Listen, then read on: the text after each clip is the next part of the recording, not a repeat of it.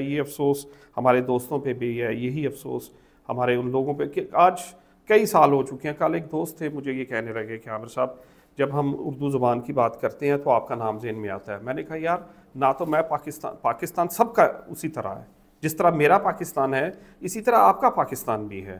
اگر میری اردو ہے، میں اپنی اردو کے لیے بات کرتا ہوں تو یہ صرف عامر شریف کا کام نہیں ہے کہ آپ اردو کی بات کریں، یہ بزم اہل سخن کا کام نہیں ہے۔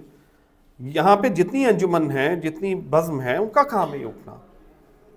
تو میری آپ سے صرف یہی گزارش ہے کہ آپ صرف اپنے لیے تو کام کرتے ہیں، لیکن اردو زبان کے لیے جو کام ہے وہ آپ کا بنتا ہے۔